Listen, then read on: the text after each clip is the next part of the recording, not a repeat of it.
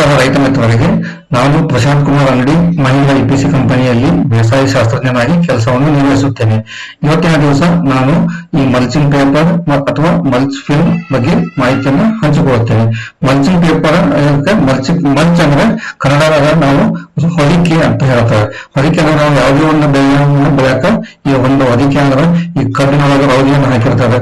ಆಮೇಲೆ ಈಗ ಹಾವೇರಿ ಜಿಲ್ಲೆ ರಾಣಿಬೆನ್ನೂರು ಆ ಕಡೆ ಶುಂಠಿಯನ್ನ ಬೆಳಿತಾರೆ. ಶುಂಠಿ ಬೆಳಿಬೇಕಾದ್ರೆ ಸಾಮಾನ್ಯವಾಗಿ ಮೇ ತಿಂಗಳೊಳಗೆ ನಾಟಿ ಮಾಡಿರ್ತಾರೆ. ನಾಟಿ ಮಾಡಿದಾಗ ಶುಂಠಿ ಮತ್ತು ಅರಿಶಿನ ಈ ಎರಡೂ ಬೆಳೆಗಳು ಒಂದೇ ಜಾತಿಗೆ ಸೇರಿದಂತ ಬೆಳೆ ಆಗಿರ್ತಾವೆ. ಆಮೇಲೆ ಅಲ್ಲಿ ಶುಂಠಿಯನ್ನ ಸಾಮಾನ್ಯವಾಗಿ ಮಾರ್ಚ್ ತಿಂಗಳೊಳಗೆ ನಾಟಿ ಮಾಡ್ತಾರೆ. ನಾಟಿ ಮಾಡಿದಾಗ ಆ ಬೆಟ್ಟವಾಗ ಈ ರೀತಿಯಾಗಿ ಒಂದು ಭತ್ತದ ಹುಲ್ಲನ್ನು ಹಾಕಿರ್ತಾರೆ. ಭತ್ತದ ಹುಲ್ಲು ಹಾಕಿದಾಗ ಇದು ಒಂದು ಸಾವಯವ ಹೊದಿಕೆಯಾಗಿ ಕೆಲಸ ಮಾಡ್ತದೆ. ಅಂದ್ರೆ ಮೊದಲು ಮಾರ್ಚ್ ತಿಂಗಳೊಳಗೆ ಹೆಚ್ಚಿನ ಉಷ್ಣತೆ ಏನಿರ್ತದಲ್ಲ, ಆ ಉಷ್ಣತೆ ಇದ್ದಾಗ ಬೀಜ ಮೊಳಕೆ ಬಂದಾಗ ಮೊದಲು ಸಮಸ್ಯೆ ಆಗಿರ್ತದೆ. ಅಥವಾ ಆ ಮೊಳಕೆ ಸರಿಯಾಗಿ ಬರುವಾಗ ಈ ಹೊದಿಕೆಯನ್ನು ತನ್ನ ಸಂರಕ್ಷಣೆ ಕೊಟ್ಟು ಆ ಮೊಳಕೆ ಸರಿಯಾಗಿ ಬರಕ ಅನುಕೂಲತೆಯನ್ನು ಮಾಡಿಕೊಡಬೇಕು. ಆಮೇಲೆ ಒಂದು 2-3 ತಿಂಗಳಾದ್ಮೇಲೆ ಈ ಹೊದಿಕೆ ಅಂದ್ರೆ ಇದು ಭತ್ತದ ಹುಲ್ಲು ಅದು ಕೊಳೆತು ಒಂದು ಬೆಳೆಗೆ ಸಾವಯವ ರೂಪದ ಗೊಬ್ಬರವಾಗಿ ಪೂರೈಕೆ ಆಗುತ್ತದೆ.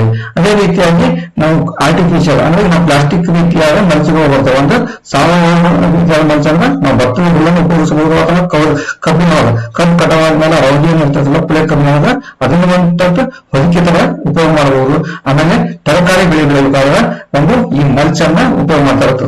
ಈ ಮಲ್ಚನ್ನ ಬಹಳಷ್ಟು ಜನ ವಿಚಾರ ಮಾಡ್ತಾರೆ. ನಾವು ಯಾವುದೇ ಒಂದು ಕಾಯಿಪಲ್ಲೆ ಬೆಳಿಬೇಕಾದ್ರೆ, ಟೊಮ್ಯಾಟೊ ಆಗಲಿ, ಬದನೆಕಾಯಿ ಆಗಲಿ, ಮೆಣಸಿನಕಾಯಿ ಆಗಲಿ, ಆಮೇಲೆ ತರಕಾರಿ ಬೆಳೆ ಬೆಳಿಬೇಕಾದ್ರೆ, ಆಮೇಲೆ ಕಲ್ಲಂಗಡಿ ಮಸ್ತ್ ಅಂತ ಬೆಳೆ ಬೆಳೆಯಕ ಅಷ್ಟ ಯೋಗ್ಯ ಅಂತ ಹೇಳ್ತಾರೆ. ಆದ್ರೆ ಕೆಲವು ರೈತರು ಏನ್ ಮಾಡ್ತಾರೆ, ಮೊದಲ ಯಾವ್ದೋ ಒಂದು ತರಕಾರಿಯನ್ನು ಬೆಳೆದ ಆಗ ಒಂದು ಮಲ್ಚದವ ಯಾವ್ದೋ ಒಂದು ಮೆಕ್ಕೆಜೋಳವನ್ನು ಬೆಳಿತಾರೋ, ಆಮೇಲೆ ಕೆಲವು ಹತ್ತಿಯನ್ನು ಬೆಳಿತಾರೋ, ಆ ರೀತಿಯಾದ ಬೇರೆ ಬೇರೆ ಬೆಳೆಯನ್ನ ಬೆಳಿತಾರೋ. ಆಮೇಲೆ ರೈತರು ಬಹಳಷ್ಟು ಜನ ಏನ್ ವಿಚಾರ ಮಾಡ್ತಾರೆ, ಮಲ್ಚ್ ಅಂದ್ರೆ ಇದನ್ನು ಬಹಳ ಕಸವನ್ನು ಕಂಟ್ರೋಲ್ ಮಾಡುತ್ತೆ, ಕಳೆ ನಿಯಂತ್ರಣ ಮಾಡಕ್ಕೆ ಒಂದು ಸಾಧನ ಅಷ್ಟೇ ತಿಳಿದಿರ್ತಾವೆ. ಅದನ್ನ ಮಲ್ಚನ್ನು ಬಳಸೋದ್ರಿಂದ ಸಾಕಷ್ಟು ರೀತಿಯ ಲಾಭಾಂಶಗಳಿವೆ. ಮಲ್ಚ್ ಬಳಸೋದ್ರಿಂದ ಮಣ್ಣಿನ ಸವಕಳಿಯನ್ನು ತಡೆಗಟ್ಟುವುದು. ಮಣ್ಣಿನ ಸವಕಳಿ ತಡೆಗಟ್ಟುವುದು ಅಂದ್ರೆ ಈ ಒಂದು ಚಿತ್ರದಲ್ಲಿ ಏನಂತಿಲ್ಲ, ನಾವು ಅರಿಶಿನ ಬೆಳೆಯುವಾಗ ನಾವು ಲ್ಯಾಬ್ರೋನ್ ಅನ್ನು ಹಾಕೊಂಡಿರ್ತೇವೆ. ಲ್ಯಾಬ್ರೋನ್ ಅನ್ನು ಹಾಕೊಂಡಾಗ ಈ ಅರಿಶಿನ ಬೆಳೆಯನ್ನು ಒಂದು ಬೆಡ್ ಒಳಗೆ ನಾಟಿ ಮಾಡಿರ್ತೇವೆ. ಆಮೇಲೆ ನಾವು ಹೆಚ್ಚಿನ ಒತ್ತಡದಿಂದ ನೀರನ್ನು ಕೊಡೋದ್ರಿಂದ ಆ ಮಣ್ಣು ಹೆಚ್ಚಿನ ನೀರಿನ ಒತ್ತಡದಿಂದ ಆ ಮಣ್ಣು ಸವಕಳಿಯಾಗಿ ಹರ್ಕೊಂಡೋಗಿರ್ತೈತಿ. ಅಂದ್ರೆ ನಾವು ಹಾಕೊಂಡ ಮಣ್ಣಿನ ಸವಕಳಿ ಆ ಬೇರಿನ ದಾಟಿ ಹೋದ್ರೆ ಆ ಬೆಳೆಗೆ ಬೇಕಾದಂತ ಪೋಷಕಾಂಶ ಮತ್ತು ನೀರನ್ನು ಪೂರೈಕೆ ಮಾಡಕ ಆಗುವುದಿಲ್ಲ. ಆಮೇಲೆ ಈ ಮಲ್ಚನ್ನು ಉಪಯೋಗ ಮಾಡೋದ್ರಿಂದ ಬೆಳೆಗೆ ಬೇಕಾದ ಒಂದು ಮೈಕ್ರೋ ಕ್ಲೈಮೇಟ್ ಅಂತಿಲ್ಲ, ಆ ಒಂದು ನಿಮ್ಮ ಹೊಲದಲ್ಲಿ ಇರುವಂತಹ ಒಂದು ವಾತಾವರಣವನ್ನು ನಿಯಂತ್ರಣವಾಗಿ ಇಟ್ಕೊಳ್ತೈತಿ. ಆಮೇಲೆ ಮಲ್ಚ್ ಹಾಕೋದ್ರಿಂದ ಮಲ್ಚ್ ಹಾಕಿ ನೀರು ಹಾಕಿ ಬೆಳೆ ಕೊಟ್ಟಿರ್ತೇವೆ. ಕೊಟ್ಟಂಗೆ ಆ ಬಿಸಿಲಿಗೆ ಬಾಷ್ಪೀಕರಣ ಆಗಿ ಹೊಕ್ಕಿರ್ತೇವೆ. ಬಾಷ್ಪೀಕರಣ ಆಗೋದ್ರಿಂದ ಕೊಟ್ಟಂತ ನೀರು ಆವಿಯಾಗಿ ಹೋಗೋದ್ರಿಂದ ಬೆಳೆಗೆ ಸರಿಯಾಗಿ ಸಿಗುವುದಿಲ್ಲ. ಆಮೇಲೆ ಕೆಲವೊಂದ್ಸಲ ನೀರು ಕೊಟ್ಟಾಗ ಆ ಬೇರಿನ ಸಮೂಹದಲ್ಲಿ ಮಣ್ಣಿನ ಮೇಲೆ ಬಿಳಿ ಲವಣಾಂಶದ ಪದಕತೆ ಕಾಣ್ತದೆ. ಲವಣಾಂಶ ಇರುವುದರಿಂದ ಆ ಮಣ್ಣಿನ ಗುಣಮಟ್ಟವನ್ನು ಕಡಿಮೆ ಮಾಡುತ್ತದೆ. ಇದರಿಂದ ನಾವು ಬೆಳೆಗೆ ನೀರು ಮತ್ತು ಪೋಷಕಾಂಶಗಳನ್ನು ಕೊಟ್ಟಾಗ ಸರಿಯಾಗಿ ಸಿಗುವುದಿಲ್ಲ. ನಾವು ಮಲ್ಚ್ ಹಾಕೋದ್ರಿಂದ ಯಾವುದೇ ರೀತಿಯಾದ ಲವಣಾಂಶಗಳು ಆ ಬೇವಿನ ಸಮೂಹದಲ್ಲಿ ಆಗುವುದಿಲ್ಲ. ಆಮೇಲೆ ನಾವು ಅರಿಶಿನ ನಾಟಿ ಮಾಡುವಾಗ ಅಥವಾ ಸಾಕಷ್ಟು ಒಂದು ಎಕರೆಗೆ 8-10 ಟನ್ನಷ್ಟು ತಿಪ್ಪೆ ಗೊಬ್ಬರ ಹಾಕಿರ್ತೀವಿ. ತಿಪ್ಪೆ ಗೊಬ್ಬರ ಹಾಕಿದಾಗ ನಾವು ಬೆಳೆಗೆ ನೀರನ್ನು ಕೊಡ್ತೇವೆ. ನೀರು ಕೊಟ್ಟು ಏನಾದ್ರೆ ಅಲ್ಲಿ ಕಸದ ಕಳೆಯ ಬೀಜಗಳು ಮೊಳಕೆ ಬರಕ್ಕೆ ಚಾಲು ಹೋಗ್ತವೆ. ಅಂದ್ರೆ ನಾವು ಸೂರ್ಯನ ಬಿಸಿಲು ಬಿದ್ದರೂ ಅಲ್ಲಿ ಕಳೆಯ ಬೆಳೆಗಳು ಮೊಳಕೆ ಬಂದು ಆ ಬೆಳೆ ಜೊತೆಗೆ ಕಾಂಪಿಟೇಷನ್ ಮಾಡಕ್ಕೆ ಪ್ರಾರಂಭ ಮಾಡ್ತವೆ. ಆಗ ನಾವು ಮಲ್ಚ್ ಫಿಲ್ಮ್ ಅಂದ್ರೆ ಮಲ್ಚ್ ಫಿಲ್ಮ್ ಹಾಕೋದ್ರಿಂದ ಸೂರ್ಯನ ಕಿರಣಗಳು ಬೇರುಗಳಿಗೆ ತಲುಪುವುದಿಲ್ಲ. ಆಮೇಲೆ ಅಲ್ಲಿ ಯಾವುದೇ ರೀತಿಯಾದ ಕಳೆಗಳು ಬೆಳೆಯುವುದಿಲ್ಲ. ಆಮೇಲೆ ಬೆಳೆಯ ಜೊತೆಗೆ ನೀರು ಮತ್ತು ಪೋಷಕಾಂಶ ರೀತಿಯಾದ ಪೈಪೋಟಿಯನ್ನು ಆಗುವುದಿಲ್ಲ. ಅಂದ್ರೆ ನಾವು ಕೊಟ್ಟಂತ ನೀರು ಮತ್ತು ಪೋಷಕಾಂಶಗಳು ಬೆಳೆಗೆ ಸರಿಯಾಗಿ ಸಿಗುತ್ತವೆ.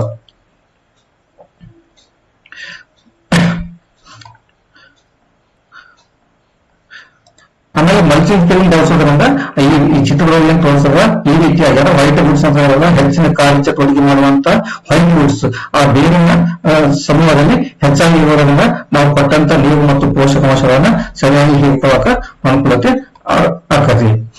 ಆಮೇಲೆ ಮಲ್ಚ್ ಫಿಲ್ಮ್ ಹಾಕೋದ್ರಿಂದ ಏನು ಲಾಭ? ಈಗಾಗಲೇ ಹೇಳಿದ ನಾನು ಮಣ್ಣಿನ ಸವಕಳಿಯನ್ನು ತಡೆಗಟ್ಟುತ್ತದೆ.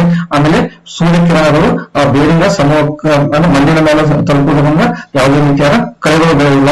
ಹೆಚ್ಚಿನ ರೂಪದಲ್ಲಿ ಬೇರೆ ಆಕ್ಟಿವ್ ವುಡ್ಸ್ ಅಂದ್ರೆ ವೈಟ್ ವುಡ್ಸ್ ಅಂತಾರಲ್ಲ ಆ ಹೆಚ್ಚಿನ ಬೇರುಗಳು ಬರ್ತಾವ. ಆಮೇಲೆ ಗುಣಮಟ್ಟ ಒಳ್ಳೆಯ ಮಟ್ಟದ ಉತ್ತಮ ಗುಣಮಟ್ಟ ಬರ್ತದೆ. ಅಂದ್ರೆ ಈಗ ನೀವು ಅರಿಶಿನ ಬೆಳೆಯುವಾಗ 45 ದಿವಸ ಮತ್ತು 75 ದಿವಸಕ್ಕೊಮ್ಮೆ ಅಳತಿ ಮಾಡಿ ಮೇಲೆ ಹಾಕಿರ್ತೇವೆ. ಆದ್ರೆ ಕೆಲವೊಂದ್ಸಲ ಏನಾಗುತ್ತೆ ಮಣ್ಣಿನ ರೀತಿಯಾದ ಈ ರೀತಿಯಾದ ಗಡ್ಡೆಗಳು ಮೇಲೆ ಬರ್ತಾವ. ಮೇಲೆ ಬಂದ ಬಿಸಿಲಿಗೆ ಅಥವಾ ಬಂದಾಗ ವಾತಾವರಣಕ್ಕೆ ಬಂದಾಗ ಸರಿಯಾದ ಒಳ್ಳೆ ಗುಣಮಟ್ಟದ ಕ್ವಾಲಿಟಿಯ ಗಡ್ಡೆಗಳು ಆಗೋದಿಲ್ಲ. ಆಮೇಲೆ ಏನಾಗುತ್ತದೆ ಅನ್ನೋದು ಕೆಲವೊಂದ್ಸಲ ಈಗ ಸೆಪ್ಟೆಂಬರ್ ಅಕ್ಟೋಬರ್ದಾಗ ಹೆಚ್ಚಿನ ಮಳೆ ಆಗ್ತದೆ. ಹೆಚ್ಚಿನ ಮಳೆ ಆದಾಗ ಇಲ್ಲಿ ಸಿಕ್ಕಾಪಟ್ಟೆ ನೀರು ನಿಂದಿರ್ತದೆ. ನೀರು ಇದ್ದಾಗ ಬೇರುಗಳು ಏನಾಗ್ತದೆ ಅದಕ್ಕೆ ಅವಶ್ಯಕತೆಗೆ ಇರೋಕ್ಕಿಂತ ನೀರಿನ ಪ್ರಮಾಣ ಹೆಚ್ಚಾಗಿ ಗಡ್ಡೆಕೊಳಿ ಈ ಚಿತ್ರಗಳಲ್ಲಿ ಏನಾಯ್ತಲ್ಲ ಗಡ್ಡೆಕೊಳಿ ರೋಗ ಏನಾಯ್ತಲ್ಲ ಆ ರೀತಿಯಾದ ಗಡ್ಡೆಕೊಳಿ ರೋಗ ಬರುವ ಸಾಧ್ಯತೆ ಹೆಚ್ಚಿಗೆ ಇರ್ತದೆ. ನಾವು ಮಲ್ಚ್ ಇದಕ್ಕೆ ಬೆಡ್ಗೆ ಏನಾಗ್ತದೆ ಕವರ್ ಮಾಡೋದ್ರಿಂದ ಗಡ್ಡೆಗಳಿಗೆ ಯಾವುದೇ ರೀತಿಯ ತೊಂದರೆ ಆಗುವುದಿಲ್ಲ ಮತ್ತು ಗಡ್ಡೆ ಕೊಳೆ ರೋಗವನ್ನು ಕಂಟ್ರೋಲ್ ಮಾಡಬಹುದು. ಒಳ್ಳೆ ಗುಣಮಟ್ಟದ ಅರಿಶಿನ ಬೆಳೆಯನ್ನು ಬೆಳೆಯಕ ಅನುಕೂಲತೆ ಆಕತಿ. ಈ ರೀತಿಯಾದ ಸಾಕಷ್ಟು ಲಾಭಗಳಿವೆ. ಆಮೇಲೆ ಅರಿಶಿನ ನಾವು ಯಾವ ರೀತಿಯಾಗಿ ಬೆಡ್ ಪ್ರಿಪರೇಷನ್ ಮಾಡಬೇಕು?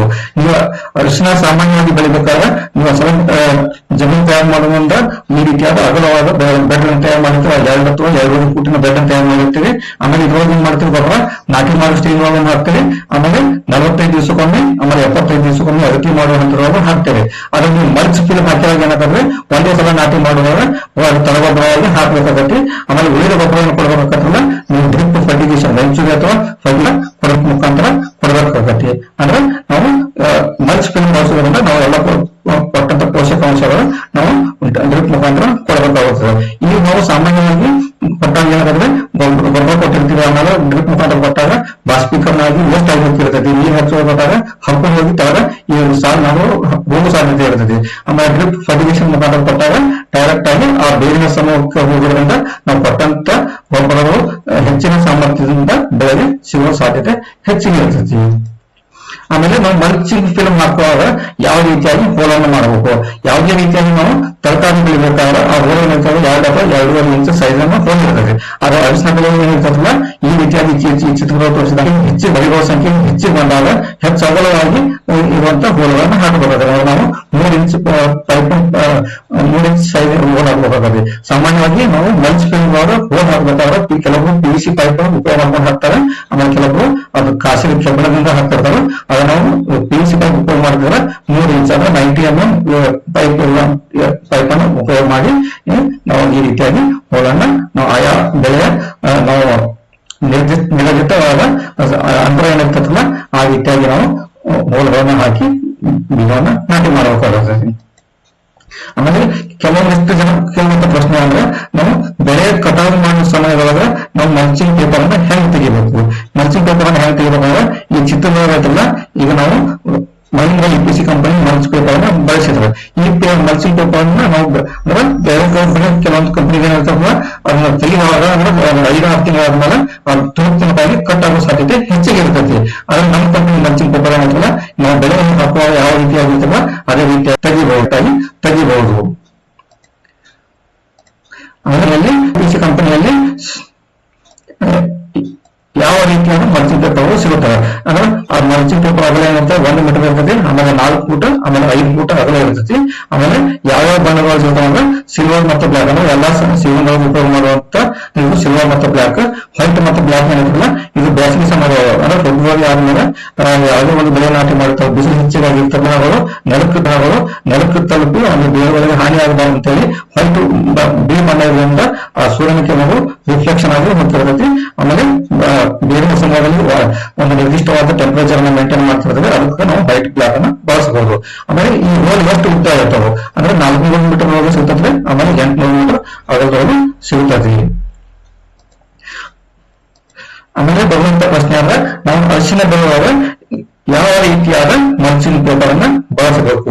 ನಮ್ಮ ಮಹೇಂದ್ರ ಕಂಪನಿ ಸಾಮಾನ್ಯವಾಗಿ D3 ಮಾದರಿಯ ಮಲ್ಚಿಂಗ್ ಪೇಪರ್ ಇರ್ತದೆ. D3 ಅಂದ್ರೆ ಈ ಮಲ್ಚಿಂಗ್ ಸುಮಾರಾಗಿ 3ರಿಂದ 6 ತಿಂಗಳ ಕಾಲಾವಧಿಯವರೆಗೆ ಬಳಸಬಹುದು. ಅದೇ ರೀತಿಯಾಗಿ D6 ಇರ್ತಂದ್ರೆ 6 ತಿಂಗಳಿಂದ 9 ತಿಂಗಳ ಕಾಲಾವಧಿಯವರೆಗೆ ಬಳಸಬಹುದು. ಅಂದ್ರೆ ನಮ್ಮ ಬೆಳೆ ಅರಿಶಿನ ಸುಮಾರಾಗಿ 7ರಿಂದ 8 ತಿಂಗಳು ಆಯಾ ತಳಿಗಳಿಗೆ ಅನುಗುಣವಾಗಿ ಅಲ್ಲಿ ಒಂದು ಕಾಲಾವಧಿಕೊಂಡು ನಾವು ಅದನ್ನು ನೋಡಿಕೊಂಡು ನಾವು 3 ತಿಂಗಳಿಂದ 6 ತಿಂಗಳ D3 ಅನ್ನು ನಾವು ಬಳಸುವುದು ಬಹಳಷ್ಟು ಯೋಗ್ಯವಾಗಿರುತ್ತದೆ. ಆಮೇಲೆ ಈ ಮಲ್ಚಿಂಗ್ ಬಳಸೋದ್ರಿಂದ ಸಾಮಾನ್ಯ ಕೆಲವೊಂದು ಕಂಪನಿ ಮಲ್ಚಿಂಗ್ ಇರ್ತದೆ. ಈಗ ಉಪಗೊಬ್ಬರ ಗೊಬ್ಬರ ಉಪಯೋಗ ಮಾಡ್ತಾರೆ. ಗಂಧಕ ರೂಪ ಸಲ್ಫೇಟ್ ಹಾಕ್ಬಿಟ್ಟೆ 0.50 ಆಗಲಿ, ಆಮೇಲೆ ಎಸಿಡಿಕ್ ರೂಪದ ಗೊಬ್ಬರ ಆಗಲಿ, ಅಮೋನಿಯಂ ಸಲ್ಫೇಟ್ ಆಗಲಿ, ಆಮೇಲೆ ಕೆಲವೊಂದು ಸಮಯದೊಳಗೆ ಬೇರಿನ ಮಟ್ಟದಲ್ಲಿ ಉಷ್ಣತೆ ತಂದಿ ಟೈಮ್ಗಳು ಉಷ್ಣತೆ ಕಡಿಮೆ ಆಗಿರ್ತದೆ, ಕೊಳೆಗಳು ಬರ್ತಿರ್ತೈತಿ. ಆ ಸಮಯದೊಳಗ ಸ್ವಲ್ಪ ಗಂಧಕವನ್ನು ಡ್ರಿಪ್ ಹಂತ ಕೊಟ್ಟವನು ಅದು ರೆಸಿಸ್ಟೆನ್ಸ್ ಇರುವಂತ ನಮ್ಮ ಮೈಂದ ಅಂತ ಗಂಧಕದಿಂದ ರೆಸಿಸ್ಟೆನ್ಸ್ ಇರುವಂತ ಮಲ್ಚಿಂಗ್ ಪೇಪರ್ ಆಗಿ ಯಾವುದೇ ರೀತಿಯಾದ ಸಮಸ್ಯೆನೂ ಆಗುವುದಿಲ್ಲ.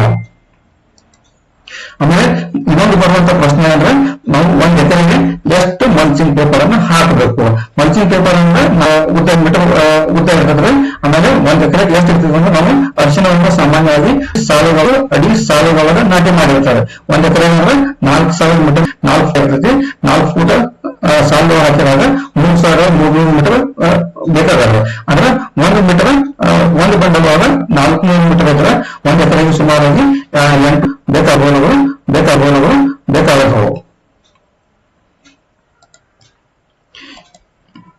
ಇದು ಒಂದು ಅರಿಶಿನ ಪದ್ಧತಿ ಒಳಗ ಹೊಸದಾಗಿ ಮಾಡುವ ಒಂದು ಪ್ರಯತ್ನ ತಿಳ್ಕೋಬಹುದು. ಆಮೇಲೆ ಇದಕ್ಕ ನಾವು ಅರಿಶಿನ ಒಳಗ ಮಲ್ಚಿಂಗ್ ಬಳಸುವಂತ ಇನ್ನೂ ಏನಾದರೂ ಹೆಚ್ಚಿನ ಮಾಹಿತಿ ಬೇಕಾದ್ರೆ ಏನಾದರೂ ನಮಗೆ ಪ್ರಶ್ನೆಗಳಿದ್ದರೆ ನನ್ನ ಈ ಮೊಬೈಲ್ ನಂಬರ್ಗೆ ಸಂಪರ್ಕಿಸಿ ಏನಾದರೂ ಮಾಹಿತಿನ ಕೇಳಬಹುದು.